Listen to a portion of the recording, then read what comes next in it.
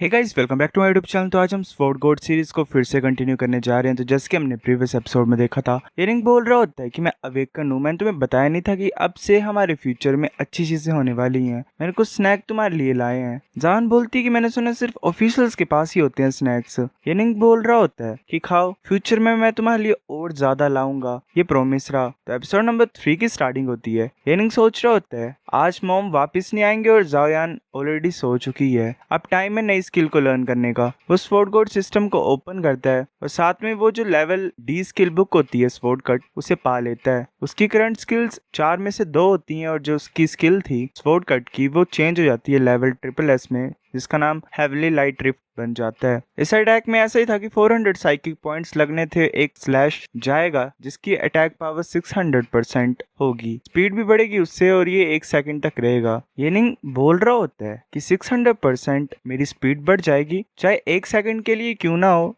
काफी बड़ा डिफरेंस है, मैंने बिल्कुल सही चॉइस की थी। हाँ, और नेक्स्ट मुझे अभी भी जगह ढूंढनी पड़ेगी जहाँ पे मैं इसको टेस्ट कर पाऊँ, पर मैं जाऊँ तो जाऊँ कहाँ पे। हाँ, मुझे याद आया, अगर स्पीड की बात करें तो वो प्लेस सबसे ज्यादा सही होगा। येनिंग ऐसे अपनी कॉस्ट्यूम डाल लेता है और साथ में अपना मास्क डाल देता है। फिर हमें 2 घंटे के बाद हेवनली विंड के बाहर का सीन दिखाई देता है, मतलब जो सेंटर होता है उसके आउटसाइड का। वहाँ पे काफी ज्यादा प्लांट्स होते हैं जो कि बिल्डिंग से बाहर निकल रहे होते हैं। येनिंग बोल रहा होता है कि ऐसा लग रहा है कि चाहे मेरी पिछली जिंदगी हो चाहे ये वाली हो, ये जो जगह है इस पे कोई भी नहीं आता है। वो जिन्युआन मिडिल डिस्ट्रिक्ट होती है। येनिंग सोच रहा होता है कि पिछली जिंदगी में मैंने एक्सीडेंटली एक लेवल 2 म्यूटेंट को यहाँ पे डिस्कवर कर लिया था जो काफी ज्यादा स्पीड से मूव करता था, और उस म्यूटेंट के पास एक काफी ज्यादा वैल्यूएबल ब्लू इक्विपमेंट है। वो ऐसे चिपक जाता है क्योंकि जो नीचे म्यूटेंट की बॉडीज होती हैं वो काफी ज्यादा स्टिकी होती हैं। साथ में वहाँ पे एक मॉन्स्टर आ जाता है येनिंग के पीछे। येनिंग उसे नोटिस कर लेते हैं, पर वो जो मॉन्स्टर होता है वो काफी ज्यादा पास पहुंच गया होता है येनिंग के। वो अपने माउथ को ओपन करता है और येनिंग को खाने लगा होता है। तभी येनिंग अपनी नाइफ को बाहर निकालता है और उस मॉन्स्टर को ऐसे पीसेस में कट कर देता है अपने स्वॉर्ड ऑरा को यूज करके। येनिंग बोल रहा होता है कि अच्छी बात है कि ये सिर्फ एक ज़ॉम्बी था, अगर क्रोलर होता तो चीजें मुश्किल हो जाती मेरे लिए। उसके साथ इस टॉक्सिक स्वैम्प में लड़ना काफी ज्यादा मुश्किल होता, मतलब ये कीचड़ जैसे में। तो मेरे को जल्दी से जल्दी अपने प्लान्स बदलने पड़ेंगे। वैसे एक बिल्डिंग के अंदर पहुंचते जहाँ पे हमें वो एक्चुअल में क्रिएचर भी दिखाई देता है। वो काफी ज्यादा फास्ट तरीके से मूव कर रहा होता है, मतलब हमें उसकी पिछली जिंदगी का सीन दिखाया देता है। वो बोल रहा होता है कि जब मैंने अपनी पिछली जिंदगी में इससे लड़ाई की थी तो मैं ऑलरेडी लेवल 2 पे था और मेरे पास ब्लू इक्विपमेंट था। उसके हर एक टकराने से मेरे को चोट लग रही थी। इसकी फिजिकल स्ट्रेंथ कुछ ज्यादा ही है, तो अगर मैं थोड़ा सा भी स्लो होऊंगा तो मैं मर जाऊंगा। अगर मुझे सही तरीके से याद हो तो जो क्लाइंबर है वो यहाँ पे होगा आसपास, वो बिल्डिंग्स को देख रहा होता है। वो पीछे की तरफ देखता है और बोलता है कि मेरी पिछली जिंदगी में भी ऐसी कोई चीज थी क्या। वैसे ही एक वेंट जैसे को काटता है और बोल रहा होता है कि शायद मैंने पिछले टाइम देखा नहीं था, पर ये काफी ज्यादा अच्छा मटेरियल है ट्रैप को बनाने के लिए। वैसे ही मतलब एक तरीके से आयरन को काट रहा होता है, तो वो जो क्रिएचर होता है वो वहां पे आ जाता है। येनिंग सोच रहा होता है कि ये एक हिडन एलीट म्यूटेंट एक्चुअल में यहाँ पे आ गया। वो येनिंग के ऊपर अटैक करने लगा होता है, तब येनिंग साइड हो जाता है और वो मॉन्स्टर अंदर घुस जाता है। येनिंग बोल रहा होता है मेरे को जल्दी से खत्म करना पड़ेगा क्लाइंबर के आने से पहले। येनिंग बोल रहा होता है कि तुम मेरे ट्रैप में फंस गए। जो ट्रैप था वो एक्चुअल में काम कर गया, मतलब उसने आयरन रोड्स को सीधा कर दिया होता है और जो आयरन रोड्स होती हैं वो मॉन्स्टर के सर में घुस जाती हैं। तभी एक और क्रिएचर आ जाता है, काफी ज्यादा फास्ट तरीके से वो मूव कर रहा होता है बिल्डिंग से जंप करके। उसे एक तरीके से पता लग जाता है कि वो क्लाइंबर होता है और क्लाइंबर वहां पे पहुंच जाता है। उसे देख के मतलब मॉन्स्टर भी डर जाता है और येनिंग भी थोड़ा चौंक जाता है। वो बिल्कुल ही बिल्डिंग के ऊपर पहुंच गया होता है। येनिंग सोच रहा होता है कि नहीं, मेरे को 2 से एक साथ लड़ना पड़ना है यहाँ पे। येनिंग काफी जल्दी मूव करता है क्लाइंबर के अटैक से बचने के लिए और वो सोच रहा होता है कि ऐसे क्यों लग रहा है मुझे कि मेरी पिछली जिंदगी से भी ज्यादा फास्ट हो गया है। एक प्रिंसिपल है डार्कनेस का, अगर मैं कुछ ज्यादा क्लोज होऊंगा क्लाइंबर के तो आसान हो जाएगा इसके अटैक्स को डोज करना, पर इसके जो चार्ज अटैक होते हैं उसका पता लगाना मुश्किल होता है कि वो किस तरफ से आएगा। दूसरा मॉन्स्टर भी अटैक करने के लिए आ रहा होता है येनिंग की तरफ। येनिंग सोच रहा होता है कि मेरे को सोचने का टाइम वेस्ट नहीं करना यहाँ पे, क्लाइंबर के अटैक मुझे अवॉइड करने हैं और खासकर एलिट म्यूटेंट के अटैक भी। म्यूटेंट के अटैक रोक ही सकता हूँ वैसे तो मैं। वो फिर अपने दोनों हाथों को पास में लाके म्यूटेंट के अटैक को रोक रहा होता है और अपने नाइफ से अटैक कर रहा होता है। वो बोल रहा होता है कि ट्रैप से ज्यादा फायदा नहीं हुआ, डैमेज अब मैं ज्यादा दे सकता हूँ। ऐसे तो मैं यहाँ पे अपनी स्किल्स को टेस्ट करने के लिए आया था, पर जो करंट सिचुएशन है वो काफी ज्यादा खतरनाक हो गई है। अगर मैं स्वॉर्ड स्टॉर्म को यूज करूंगा तो ज्यादा सही होगा, पर अब दोनों मॉन्स्टर्स हैं तो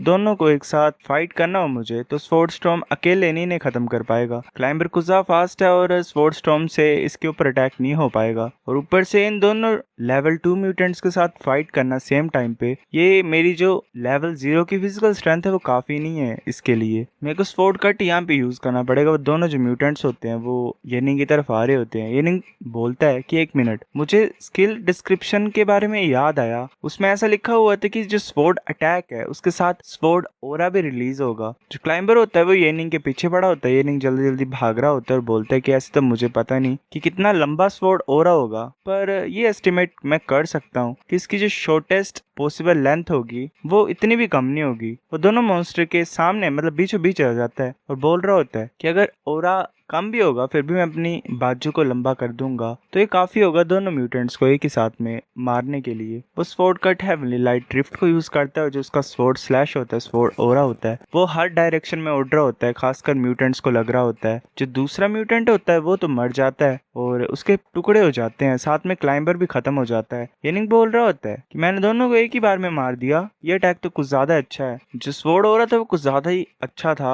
ये सही रहा मेरा कि मैंने एक तरीके से दोनों को सेम ही टाइम पे अटैक किया। मुझे पहले स्किल को अच्छे से पढ़ना पड़ेगा ताकि मैं इसे सही तरीके से यूज कर पाऊँ। ऐसे नोटिफिकेशन आ रही होती है कि तुमने लेवल 2 म्यूटेंट्स को मारा है तो तुम्हें काफी ज्यादा साइकिक एक्सपीरियंस मिलेगा। तुमने एक हाई लेवल 1 म्यूटेंट को भी मारा, अर्थवॉर्म को, तो तुम्हें साइकिक एक्सपीरियंस और मिलेगा। तुम्हें क्रोलिंग फीट इक्विपमेंट मिलता है, मतलब मटेरियल मिलता है, अजाइल कोर भी मिलता है और साथ में टेयरिंग विंड क्लो भी मिलता है जो कि सुपीरियर ब्लो लेवल का इक्विपमेंट होता है। येनिंग बोल रहा होता है कि मैंने रिस्क लिया और जो मेरे को रिवॉर्ड्स मिले हैं वो भी सही है। फिर हमें हेवनली विंड मिलिट्री रीजन के गार्ड स्टेशन का सीन दिखाई देता है। वहाँ पे जो एक इंसान होता है वो बोल रहा होता है कि ये क्या चीज है, एबनॉर्मल एनर्जी जो हमने कभी नहीं देखी वो आ रही है आज, अलार्म को ऑन कर दो। बाकी भी लोग इकट्ठा हो रहे होते हैं। एक बोलता है कि क्या हुआ, तुमने अलार्म को क्यों बजा दिया। दूसरा बोल रहा होता है कि एबनॉर्मल एनर्जी फ्लक्चुएशंस आ रही हैं क्या लेवल 3 अवेकन फाइट कर रहा है क्या मॉन्स्टर से। वो इंसान सोच रहा होता है कि जो हमारे हेवनली विंड मिलिट्री रीजन के लेवल 3 अवेकन है उनका कोई रिकॉर्ड नहीं आज बाहर जाने का। क्या किसी और मिलिट्री रीजन का इंसान यहाँ पे आया है या फिर कोई स्पेशल ऑपरेशन चल रहा है किसी दूसरी नेशन का। हमें जल्दी से इन्वेस्टिगेट करना पड़ेगा कि कौन उन मॉन्स्टर्स को मार रहा है। फिर हमें 20 मिनट बाद का सीन दिखाया देता है। वहाँ पे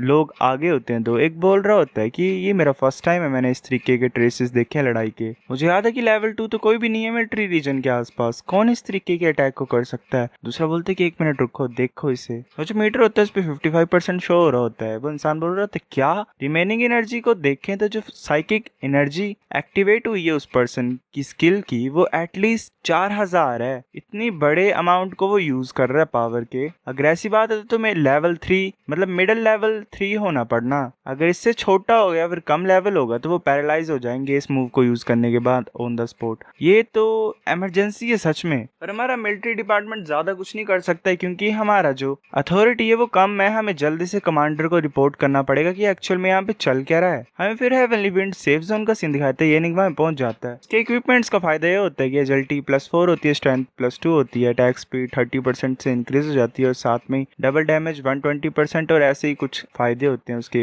इक्विपमेंट के। येनिंग बोल रहा होता है कि इन स्किल्स और एट्रीब्यूट्स की हेल्प से जो एक तरीके से इनकी कीमत है वो 60,000 क्रेडिट्स थी मेरे प्रीवियस लाइफ में। मैं ये होप करता हूँ कि मैं अच्छे प्राइस में बेच पाऊँ इस जिंदगी में। वो ऐसे अपने रूम में पहुंच जाता है और बोल रहा होता है कि मैं ऑलरेडी लेट हूँ, चलो ऑनलाइन चेक करता हूँ। वो कुछ सेंड करता है, उससे नोटिफिकेशन आती है। वो बोल रहा होता है 1 ही सेकंड हुई और कोई इंटरेस्टेड है इसमें। तभी एक इंसान होता है वो मैसेज कर रहा होता है कि मैं तुम्हारे टीयरिंग विंड क्लो को बाय करना चाहता हूँ, क्या तुम मुझे अच्छा प्राइस दे सकते हो। येनिंग बोलते हैं कि 60,000 क्रेडिट्स मैं बार्गेन नहीं करूंगा। इंसान बोल रहा होता है कि दोस्त मैं रिसोर्सेज, इक्विपमेंट, स्किल्स या फिर खाने को पेमेंट का पार्ट बना सकता हूँ, क्या तुम अभी भी ऑफर करोगे। एक और इंसान 30,000 पॉइंट्स कर रहा होता है ऑफर। येनिंग बोल रहा होता है कि इतने ज्यादा लोग खरीदना चाहते हैं, ऐसा लग रहा है कि मुझे चिंता नहीं करनी है बायर को ढूंढने के लिए। ऐसे मतलब लोग बार बार पूछ रहे होते हैं कि प्राइस डिस्कस करते हैं अगर तुम ऐसा वैसा करना चाहो तो। येनिंग बोल देता है कि 30,000 क्रेडिट पॉइंट से मैं कम नहीं करूंगा और बाकी रिसोर्सेज भी चाहिए मुझे साथ में। इक्विपमेंट तो ठीक है पर स्किल्स की बात करें तो मुझे स्वॉर्ड स्किल्स चाहिए और साइकिक फ्रूट्स भी अच्छे होंगे खाने के। उसमें वो जो इंसान होता है वो बोल रहा होता है कि ये जो इक्विपमेंट है ये काफ़ी ज़्यादा अच्छा है, मुझे इसे पाना पड़ेगा चाहे मेरे को सब कुछ रिस्क क्यों ना करना पड़े। वो बोल देता है बाकियों को कि जल्दी से इन्वेंट्री में इक्विपमेंट्स को ढूंढो, खासकर स्वॉर्डमैन क्लास के। बाकी बोल देते हैं कि ठीक है चीफ हम ऐसा ही करेंगे। वो मतलब काफ़ी खतरनाक इंसान होता है शायद। फिर हमें 30 मिनट बाद का सीन दिखाया जाता है, वो सभी इकट्ठा कर लेते हैं और बोल रहे होते हैं कि चीफ हमने सारे इक्विपमेंट्स को ढूंढ लिया है। वो जो चीफ होता है वो बोल रहा होता है कि मुझे लग रहा है काफ़ी नहीं होगा, मुझे पहले डिपॉजिट देना पड़ेगा ताकि इक्विपमेंट वो मुझे ही मिले। जल्दी से जाओ पैसे को कलेक्ट करो, जल्दी करना। फिर वो पैसा भेज देता है। येनिंग सोच रहा होता है कि ये पर्सन सच्ची मुच्ची इक्विपमेंट को काफ़ी ज़्यादा पसंद करता है। मेरी पिछली ज़िंदगी में जो मेरी मदर थी और जायान थी वो हमेशा मौत से डरते थे, कोई भी एक अकेला दिन उनका अच्छा नहीं बीता था। अब मेरे पास ये रिसोर्सेज हैं तो चीज़ें मुश्किल नहीं होंगी उनके लिए, और मैं पैसे का क्या करूं। चलो मैं उनकी ज़िंदगी सबसे अच्छी बनाना चाहता हूं। तो वो जो इंसान होता है वो बोलते कि बॉस जो बाकी के पैसा है हम उनसे इकट्ठा कर रहे हैं, कल के टाइम तक हम तुम्हें उसे भेज देंगे। फिर मैं अगले दिन heavenly wind real estate company का सीन दिखाई देता है। वहाँ पे येनिंग पहुंच जाता है। वहाँ पे एक लड़की बोल रही होती है कि हेलो, किस तरीके के अपार्टमेंट को तुम ढूंढना चाहते हो, क्या तुम पहले भी यहाँ पे आए थे। येनिंग बोल रहा होता है कि मैं बेस्ट चाहता हूँ तुमसे, जल्दी करो जितना हो सकता है, मेरे पास टाइम नहीं है। कौन सी प्रॉपर्टीज है तुम्हारे पास अभी। जायान भी वहाँ पे होती है, वो सोच रही होती है कि ये तो कुछ ज्यादा एक सुंदर सा होटल है। वो लड़की सोच रही होती है कि एक लेवल 0 अवेकंड, इसकी इतनी हिम्मत की यहाँ पे आके प्रॉपर्टी ढूंढने की बात कर रहा है, ये तो यहाँ की एक ईंट भी नहीं खरीद सकता है। वो लड़की बोल रही होती है कि जो बेस्ट प्रॉपर्टी हमारे पास है उसके लिए 40,000 क्रेडिट्स चाहिए, जो कि काफी ज्यादा एक्सपेंसिव है। तुम वहाँ जा सकते हो साइड में और बाकियों को देख सकते हो, जो कि 2,000 की कुछ के हैं। मेरे को बाकी कस्टमर से बात करनी है। येनिंग बोलते कि नहीं, अगर 40,000 की बात है तो मैं अभी अभी तुम्हें सेंड कर सकता हूँ उन्हें। जायान ये सुन के हैरान हो जाती है। वो लड़की बोल रही होती है कि अगर तुम्हारे पास पैसा है तो चलो डायरेक्ट ट्रांसफर करते हैं। वो सोच रही होती है कि देखने से कितना ज्यादा गरीब लग रहा है, पर ये पैसे की मेरे से बात कर रहा है। अगर इसके पास पैसा नहीं होगा तो इसे यहाँ से दफा हो जाना चाहिए, मेरे टाइम को क्यों वेस्ट कर रहे हैं यहाँ पे। तभी ऐसे ही वो लड़की बोलती है कि करंट बैलेंस 13,000 है, कम है। येनिंग बोल रहा होता है एक मोमेंट रुको, कुछ मिनट्स। वो लड़की बोल रही होती है कि सर तुम्हारे पास पैसा नहीं है क्या, तुम मुझे बेवकूफ बनाने की कोशिश कर रहे हो। तुम्हारी कुछ मिनट से क्या हो जाएगा, क्या तुम्हें 10,000 क्रेडिट्स आ जाएंगे। तभी उसे मतलब पैसा आ जाता है। मैसेज में वो इंसान बोल रहा होता है कि हमने बाकी के 39,375 क्रेडिट्स को भी इकट्ठा कर लिया, साथ में इक्विपमेंट्स और साइकिक फ्रूट्स को भी, क्या ये काफी होगा।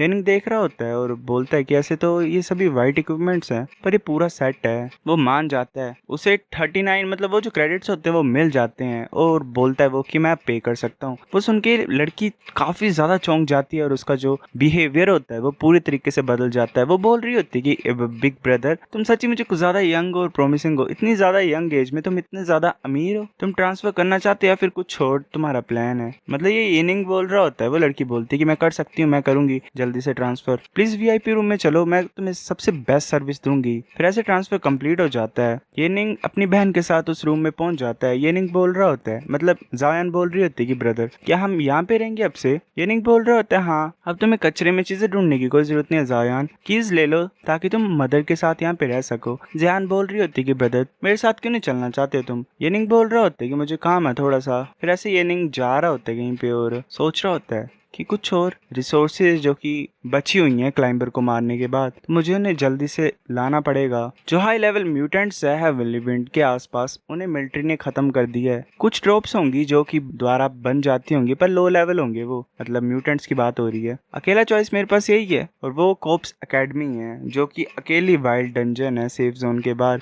जो कि साइकिक फ्रूट्स देती है। फिर ऐसे येनिंग वहां पहुंच जाता है जो कि कोप्स एकेडमी डंजन होती है। वहाँ पे काफी ज्यादा लोग इकट्ठे हुए होते हैं। डंजन में कुछ प्रॉब्लम नहीं होती, सिर्फ म्यूटेंट ज़ॉम्बीज और लोग होते हैं डंजन में। उसका ये सीन है कि काफी ज्यादा जो इंसान थे वो ज़ॉम्बीज में बदल गए थे और उस जगह पे हैं उस डंजन में। इस मिशन को कंप्लीट करने के बाद तुम डंजन को एस्केप कर सकते हो। नॉर्मल सी बात है कि एकेडमी में 12 घंटे के लिए तुम्हें सर्वाइव करना है और उस टाइम पे तुम एकेडमी को छोड़ के नहीं जा सकते हो। तुम्हें वाइट इक्विपमेंट मिलेगा, साथ में एक्सपीरियंस मिलेगा। अगर तुम फ्रेगमेंटेड लेडी कोप्स को मारोगे जिसकी डिफिकल्टी लेवल D है, और मतलब ये अलग से मिशंस होते हैं जिससे तुम्हें ज्यादा फायदा होगा। साथ में बचर म्यूटेंट को मारना होता है और बाकी जितने भी ज़ॉम्बीज़ उन्हें खत्म करना होता है। एक इंसान बोल रहा होता है कि हेलो मेरा नाम गायुन है, क्या किसी ने ये डंजन पहले भी की है। एक बोल रहा होता है कि मैंने पहले की है, अगर किसी के पास एक्सपीरियंस नहीं है तो मैं ये रिकमेंड करता हूँ कि मैं लीडर बन जाता हूँ और मैं तुम सभी की हेल्प करूंगा। सो गाइस ये वाला एपिसोड इतना ही था। अब नेक्स्ट अगर आप देखना चाहते हो तो वेट करो, तब तक दूसरी सीरीज को एंजॉय करो। लाइक कर देना इस सीरीज को जितना हो सकता है उतना। मिलते हैं आपसे कुछ दिनों में, तब तक के लिए बाय।